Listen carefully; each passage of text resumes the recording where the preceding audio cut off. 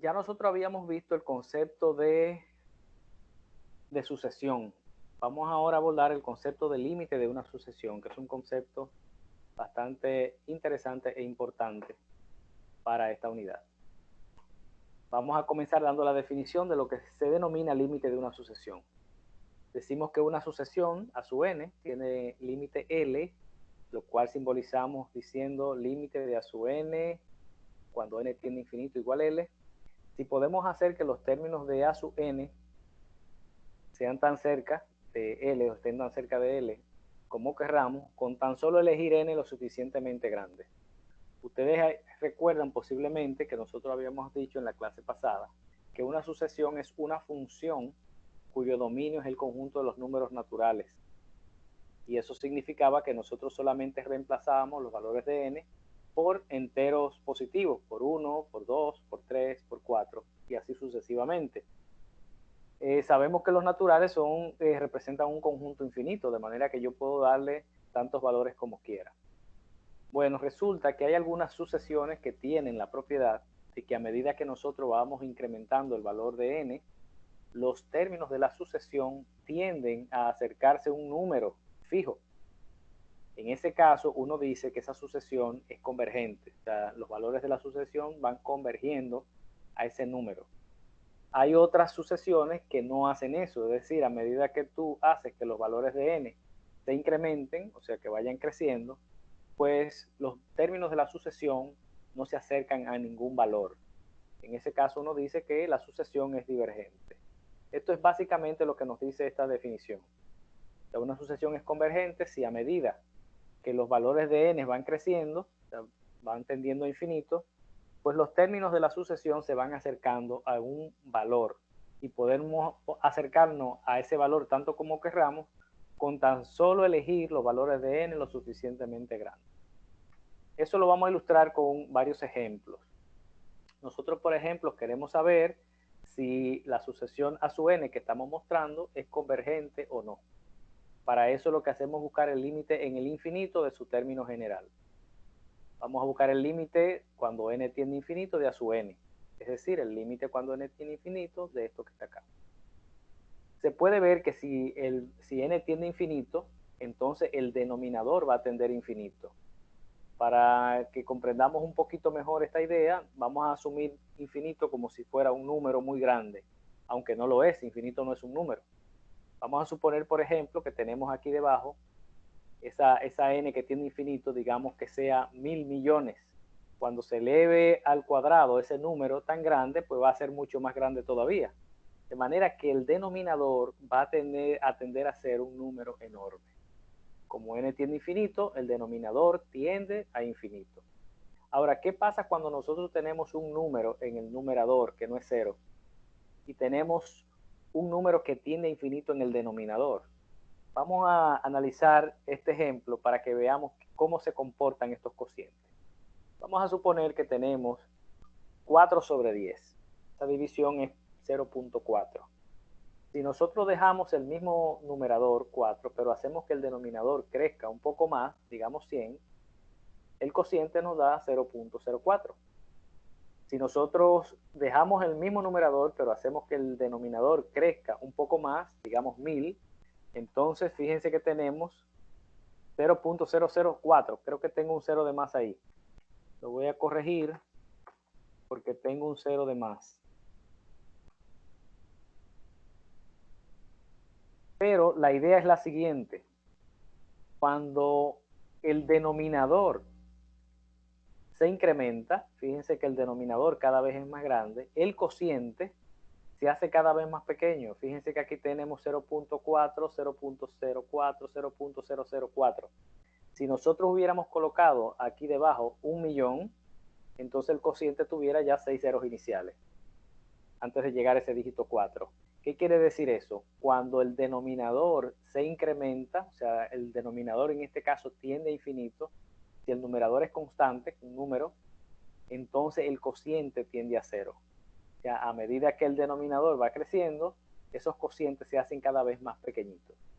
Bueno, ocurre entonces que como tengo un número acá, una constante, y el denominador se está haciendo infinitamente grande, ese cociente uno dice que tiende a cero. Siempre que tengamos una constante no nula, o sea, una constante que no sea cero, sobre un número, una cantidad, perdón, que tiende a infinito, ese cociente uno dice que tiende a cero. ¿Y eso qué quiere decir? En el caso particular de esta sucesión significa que a medida que yo incremento los valores de n, los términos de esa sucesión se aproximan cada vez más a cero. Y eso hace que esa sea una sucesión convergente. Es decir, cuando yo voy incrementando los valores de n, a medida que le voy dando valores cada vez más grandes, pues los términos de ella, los términos de la sucesión, se acercan cada vez más a cero. Y eso es lo que significa que una sucesión sea convergente. Vamos a ver un segundo ejemplo. Queremos saber si esa sucesión es convergente. Entonces, lo primero que tenemos que hacer es buscar el límite en el infinito de su término general, a ver qué pasa con él. Entonces, nos damos cuenta que en el numerador, aquí, en el exponente, cuando n tiende a infinito, yo tendría 1 sobre infinito, lo cual va a tender a 0, por lo que acabamos de decir. Es decir, tenemos un cociente en donde el numerador es constante, pero el denominador está tendiendo a infinito. De manera que ese cociente, aquí arriba en el exponente, tiende a 0. Recordamos que e es un número. E es la base de los logaritmos naturales. Es un número irracional como el pi. Tiene un valor aproximado de 2.7183. Pero igual que pi, tiene infinitos dígitos que no se repiten y eso lo hace un número irracional.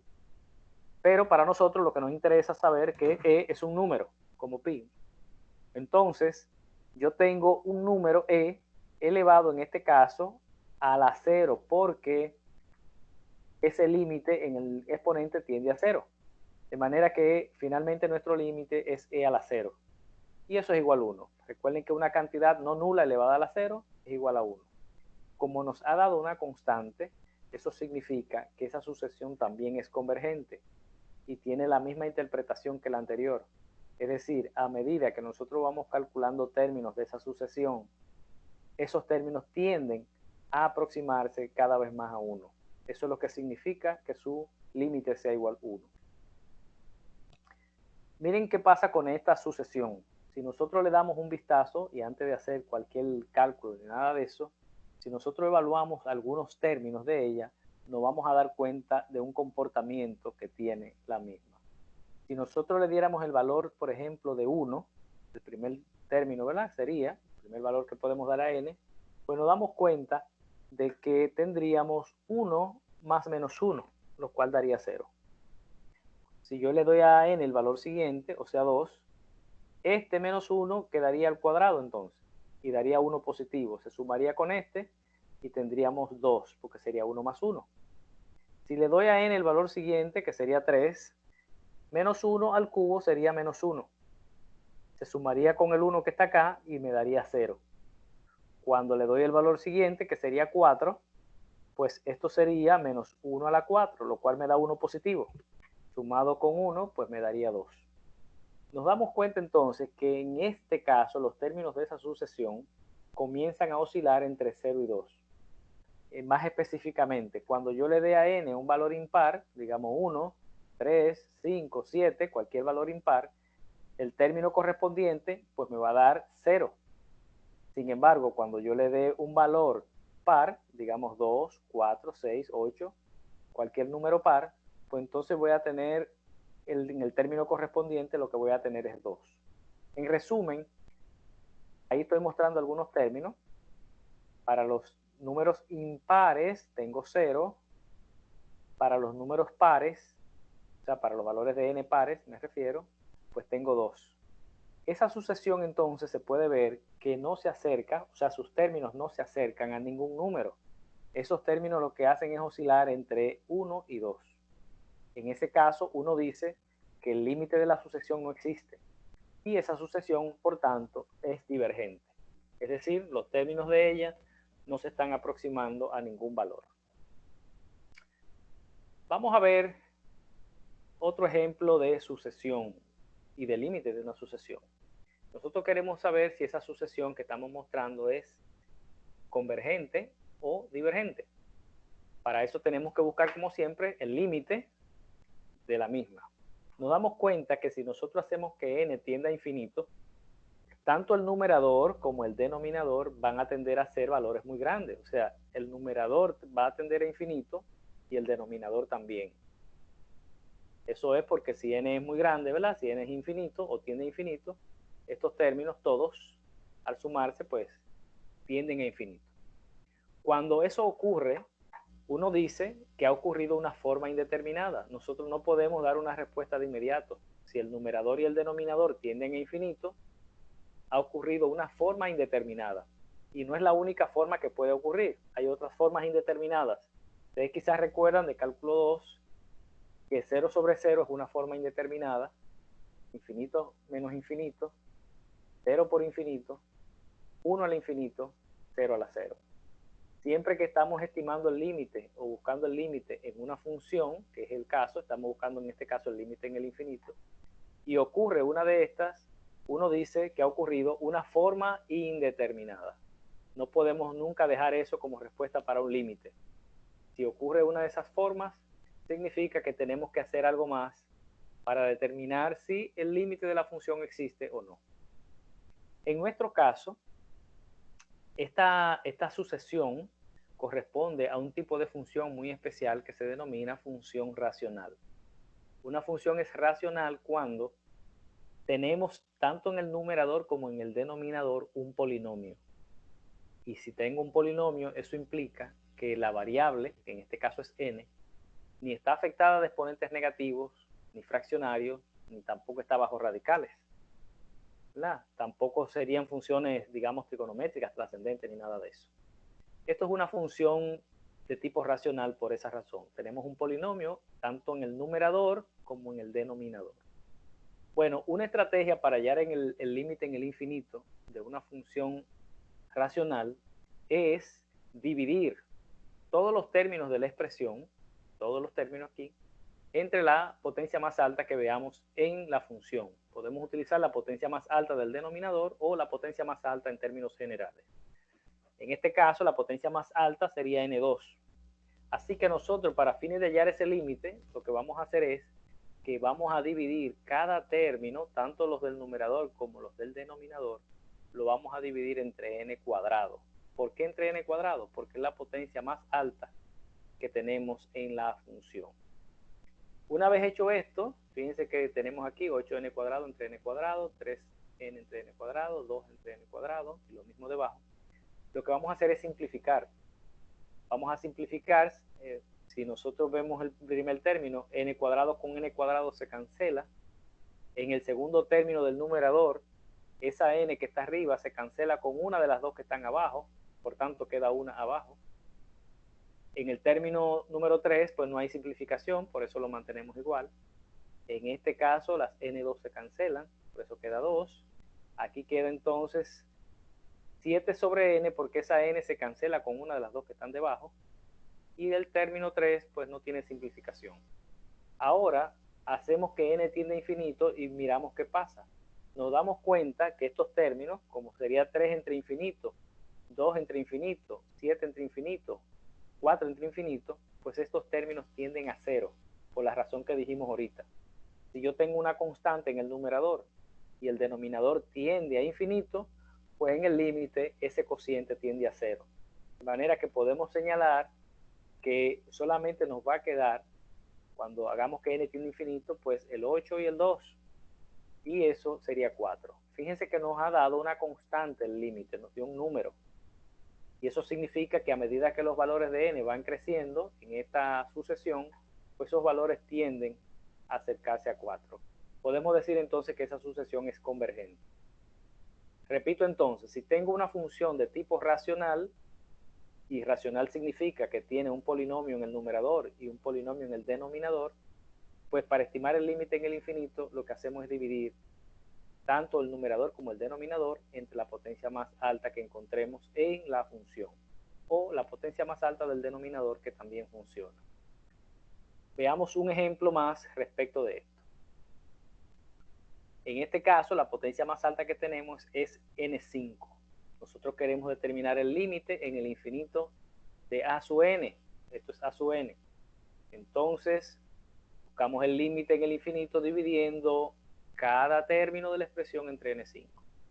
Así que cada término, tanto los de arriba como los de abajo, lo he dividido entre n5 y comienzo a simplificar. Aquí me doy cuenta que en el primer término esa n3 se va a cancelar con 3 de las 5 que están debajo. Quedarían 2 debajo. Ese dato es muy importante. Poner las n donde quedan. Si quedaron abajo, pues van abajo. Si quedaron arriba, pues arriba. Eso puede hacer la diferencia. Así que es necesario que pongamos las n donde quedan. En el segundo término, pues esa n se va a cancelar con una de las 5 que están debajo, quedando 4 debajo. Vamos a verificar eso. Queda 8 entonces sobre n2. Esa n se canceló con una de estas, queda n4. No hay simplificación en el tercer término. En este caso eso daría 1. Se cancelaron las 2. Aquí queda entonces 2 sobre n4. Y no hay simplificación en el tercer término tampoco. Bueno, entonces, si hacemos que n tiende a infinito, podemos ver que los términos del numerador, todos ellos van a tender a 0. O sea, tendríamos 8 entre un número, 8 entre una cantidad que tiende a infinito, 5 entre infinito, 1 entre infinito. Lo mismo pasa con estos términos. De manera que en el numerador lo que tenemos es un 0. Cada término del numerador tiende a 0. Entonces, si sumo 0 más 0 más 0, lo que me da es 0. Abajo tengo 0 más 0, pero tengo un 1. Por tanto, tengo 0 sobre 1 y eso es 0. Significa que cuando los valores de n en esta sucesión van creciendo, o sea, tienden a infinito, pues los términos de esa sucesión se acercan cada vez más a 0. Esa es una sucesión convergente. Un ejemplo más de este tipo de función racional. Aquí observamos que el exponente más alto pues es 4. O sea, la potencia más alta sería n4. Si nosotros vamos a hallar el límite en el infinito, entonces dividimos todos los términos entre n4. Nos damos cuenta que al dividir el primer término entre n4, la 5n entre n4 y estos debajo entre n4, nos queda lo siguiente.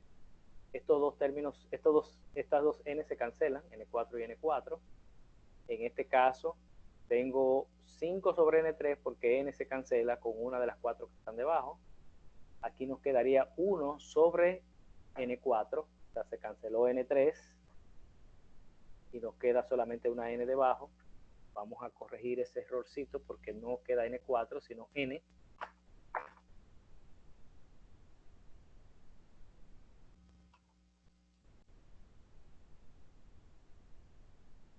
Ahí estaría, vamos a ver. En este segundo término, pues nos queda 2 sobre n3 y no hay simplificación para el término número 3. Bueno, si hacemos que n tiende a infinito, nos damos cuenta de que tiende a 0 este término y los 3 que están debajo también tienden a 0. De manera que está quedando 8 arriba y el denominador tiende a 0. Y entonces eso tiende a infinito. En ese caso, uno dice que esa sucesión es divergente. ¿Qué quiere decir eso? Que a medida que nosotros vamos dando valores a n cada vez mayores, los términos de la sucesión no se acercan a ningún número, sino que lo que hacen es crecer y crecer y crecer. En ese caso, la sucesión es divergente. Si tenemos un número, una constante que no es 0 en el numerador, y el denominador tiende a 0, pues ese cociente tiende a infinito. Es distinto al caso anterior, donde teníamos un 0 arriba, un 8 debajo, por ejemplo. En ese caso tiende a 0 el cociente y la sucesión sería convergente. Pero en este caso no lo es.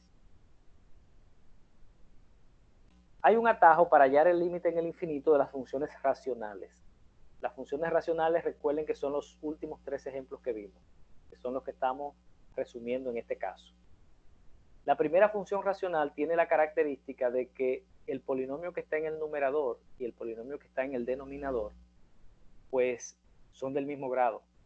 Cuando eso ocurre, para hallar el límite en el infinito, nosotros no tenemos que hacer todo el procedimiento que hicimos ahorita de dividir entre la potencia más alta, sino que nosotros lo que hacemos es que identificamos los coeficientes principales recordando que los coeficientes principales son los coeficientes de las potencias más altas. En este caso, el numerador y el denominador son de grado 2 y sus coeficientes principales pues son 8 y 2. Si nosotros dividimos esos coeficientes principales, tenemos el valor del límite de inmediato. Siempre que tengamos en una función racional los grados iguales, o sea, tanto arriba como abajo, entonces el límite en el infinito se consigue dividiendo los coeficientes principales. Les recuerdo que los coeficientes principales no tienen que estar necesariamente al principio como están aquí. El coeficiente principal puede estar en el medio o al final. El coeficiente principal es el coeficiente del término con la potencia más alta. Y siempre que sean del mismo grado, como en este caso, pues solamente divido los coeficientes principales y puedo hallar el límite de manera directa. Eso se permite cuando estamos trabajando con sucesiones, de manera que no necesariamente tenemos que ponernos a dividir entre la potencia más alta. Otro caso que se da con las funciones racionales es cuando el grado en el numerador es más pequeño que el grado del denominador. Fíjense que este grado es 3 y este grado es 5. Cuando ese sea el caso, pues el límite es 0. No tenemos tampoco que hacer ningún cálculo. Siempre que nos encontremos con que el grado en el numerador es menor que el grado del denominador, pues el límite en el infinito es igual a 0. El otro caso que puede ocurrir es que ocurra lo opuesto, o sea, el grado en el numerador sea más alto que el grado del denominador. Si ese es el caso, el límite se va al infinito y decimos que no existe ese límite. Para el caso de la sucesión, pues sería una sucesión divergente. En estos dos casos, pues sería convergente. Entonces, en resumen, si tengo grados iguales en una función racional, recuerden que estamos hablando de funciones racionales, si tengo grados iguales, el límite en el infinito se consigue dividiendo los coeficientes principales. Si el grado en el numerador es más pequeño, como en este caso, pues el límite siempre es 0. Si el grado en el numerador es más alto, es mayor, pues el límite se va al infinito y no existe ese límite. Vamos a ver un ejemplo en donde no podemos utilizar las técnicas anteriores. Aquí tenemos una función que tiene una sucesión, que tiene una función trascendente, e a la n. Esa es una función exponencial. Nosotros para ese tipo de sucesión vamos a utilizar una regla denominada la regla de L-Hospital, que nos permite pues, hallar el límite en algunas formas indeterminadas y que en este caso este sería el único camino que tendríamos. O sea, no podemos determinar si la sucesión que se muestra es convergente o divergente dividiendo entre el exponente más alto, porque esto de acá abajo no es un polinomio. Entonces no podemos hacerlo por ahí. ¿Cómo hacemos eso? La regla de L-Hospital que ustedes posiblemente utilizaron en cálculo es una forma alternativa para hallar límites. Esta forma se aplica básicamente en las formas indeterminadas 0 sobre 0 e infinito sobre infinito. Cualquier otra forma indeterminada que ocurra de las que mencionamos ahorita y les mostramos en la pantalla, pues tenemos que escribirla o reescribirla en la forma de 0 sobre 0 o infinito sobre infinito. Si nosotros nos damos cuenta, al hallar el límite en el infinito de esto, de esta función, esa expresión toma la forma indeterminada infinito sobre infinito. O sea, si n tiende a infinito, e a la infinito tiende a infinito. Y arriba, infinito cuadrado más 5 por infinito, pues sería infinito también. De manera que estamos en una forma de L-Hospital que podemos utilizar de inmediato. Ahora, ¿qué es lo que dice la regla de L-Hospital? Si yo quiero determinar el límite de una función que sea indeterminado con la forma 0 sobre 0 o infinito sobre infinito, lo que tengo que hacer es derivar tanto su numerador como denominador por separado, y entonces esos límites van a coincidir. Es decir, el límite de esta función y el límite de la función que se consigue derivando el numerador y el denominador, pues serían equivalentes. Nada más que hay un problema. Si nosotros vamos a derivar el numerador y el denominador, eso significa que las funciones que vamos a derivar son funciones continuas. La derivada solamente existe cuando una función es continua. Las sucesiones no son funciones continuas, porque hemos dicho que los valores que podemos asignar a n son exclusivamente valores enteros y positivos. ¿Eso qué quiere decir? Que cuando yo necesite o requiera aplicar la regla de L-Hospital, pues yo tengo que buscar una función asociada. Nosotros vamos a cambiar esa variable. Nosotros vamos a cambiar a la variable x, por ejemplo. Esta función en x sí es continua y por tanto yo puedo derivarla. Pero el resultado que me dé esta, sí lo puedo utilizar para esta porque coinciden. De manera que siempre que vayamos a aplicar la regla de L-Hospital, que implica que tengo que derivar tanto el numerador como el denominador, pues me aseguro siempre de buscar una función asociada. Fíjense que es una función muy similar a la que teníamos acá, solamente que hemos cambiado la variable. Bueno, si x tiende a infinito, nos damos cuenta que tiende a infinito tanto arriba como abajo. Eso ya lo sabíamos. Pero si derivo con la regla de L-Hospital, me doy cuenta que arriba la derivada de este término es 2x, la derivada de este término es 5, la derivada de e a la x es e a la x. Sería bueno que le den un pequeño repaso a las derivadas elementales para que puedan aplicar sin problemas esta regla. Si x tiende a infinito, pues la forma indeterminada, infinito sobre infinito, continúa, porque e a la infinito sería infinito, 2 por infinito más 5 sería infinito. Entonces puedo aplicar otra vez la regla de L-Hospital. Puedo aplicarla tantas veces aparezca la forma indeterminada. O sea que puedo aplicarla más de una vez. Si yo derivo arriba, lo que tendría es 2. Y si derivo abajo, pues tendría e a la x otra vez. Ahora me doy cuenta que si x tiende a infinito, e a la infinito es infinito. O sea, e a la x en este caso tiende a infinito cuando x tiende a infinito. De manera que nos está quedando un número, una constante, en este caso no nula en el numerador, y está tendiendo a infinito el denominador. Ya nosotros vimos que cuando eso ocurre, ese cociente tiende a 0, porque el denominador tiende a infinito y el numerador es una constante, que no es 0. Entonces, hemos determinado que esa sucesión es convergente. Es convergente porque el límite en el infinito de ella, recuerden que este valor lo podemos asumir también para esta sucesión, pues nos acaba de dar una constante. Este es otro caso en donde la regla de L-Hospital también es útil, una función que tiene logaritmos.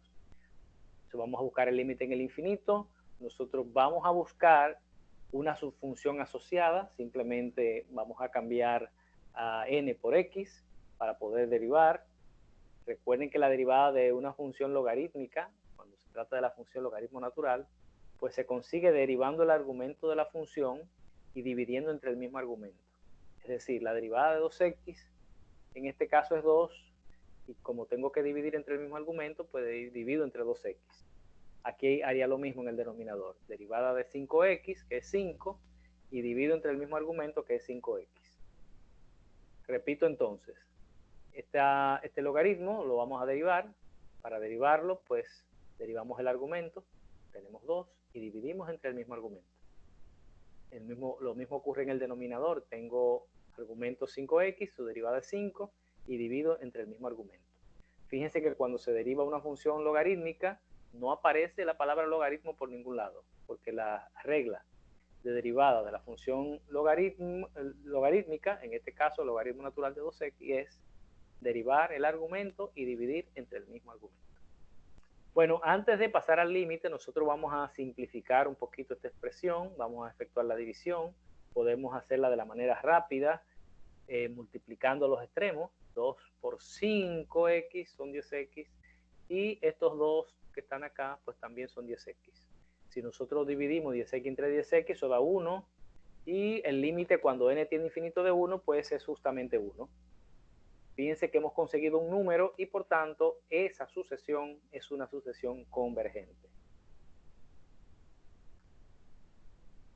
Vamos finalmente a ver cómo podemos determinar la convergencia de esta sucesión. En este caso, esa sucesión no le podemos aplicar los métodos anteriores. No podemos derivar eso porque tenemos un factorial por acá. Tampoco podemos aplicar la técnica de dividir entre el exponente más alto porque eso no es un polinomio. Entonces, ¿cómo hacemos eso? Nosotros vamos a recordar lo que significa el factorial. Recordamos que el factorial de 4, por ejemplo, significa que multiplicamos a 4 por los naturales anteriores a él hasta llegar a 1, ¿verdad? Vamos multiplicando por 3, por 2, por 1, y ese es el factorial de 4. En este caso es 24. Nosotros aprendimos también a simplificar expresiones que contienen factoriales. Por ejemplo, si yo tengo 5 factorial dividido entre 3 factoriales y yo quiero simplificarlo, lo que hago es centrarme en el factorial mayor, en este caso 5 factorial, y lo vamos a ir reduciendo hasta llegar al factorial menor. Entonces comenzaríamos escribiendo este 5 factorial como 5, que es el número que he dado, por 4, por 3 factorial. O sea, tengo 5 factorial, yo sé que esto llegaría hasta 1, pero yo lo detengo hasta llegar al factorial menor que tengo aquí abajo para poder cancelarlo. O sea, 5 factorial es 5 por 4 por 3 factorial, ahí lo detenemos para poder hacer la cancelación y entonces nos queda 20. Asimismo podemos simplificar esta expresión. O sea, yo tengo 7 factorial sobre 10 factorial, nos centramos en el factorial más alto, el mayor, acá, y entonces lo vamos a descomponer hasta llegar a 7 factorial. O sea que escribiríamos el mismo número que es 10 por 9 por 8 por 7. 7 factorial. Ahí lo detenemos. Ahora podemos cancelar los 7 factorial. Nos queda 1 en el numerador. Recuerden que cada vez que cancelamos el numerador de una fracción, pues queda un 1. Y abajo nos está quedando este producto, 10 por 9 por 8, que es 720. Bueno, con esa idea nosotros podemos entonces buscar el límite en el infinito del término general de esta sucesión. Nosotros nos vamos a centrar en este caso en el factorial más alto, que es el que está en el denominador, y lo vamos a simplificar hasta llevarlo al menor. Entonces eso podemos hacerlo tal y como lo hicimos antes. Vamos a ver cómo sería eso. Ahí estoy expresando el límite en el infinito del término general. El factorial más alto sería el que está en el denominador, y entonces voy a escribir 3n más 1, o sea, voy a escribir el mismo término como siempre, y le voy a ir restando 1 hasta llevarlo al factorial menor. Observen este detalle. Escribí el término dado, después le quité 1, cuando a 3n más 1 le resto 1, me queda 3n, y cuando le quito 1 a 3n, pues me queda 3n menos 1, y hemos llegado al factorial menor. De manera que ahora podemos cancelar los factoriales y buscar el límite en el infinito, pues, de esta expresión. El 1 es porque se canceló todo el numerador y nos quedaron estos dos factores debajo. Este límite, pues, lo evaluamos de manera directa. Se puede ver que si n tiende a infinito, este producto aquí abajo va a tender a infinito. Entonces lo que tendríamos al final es 1, una constante, sobre infinito, lo cual tiende a 0, como hemos dicho. Y eso implica que la sucesión 8, la que estamos aquí marcando, es una sucesión convergente.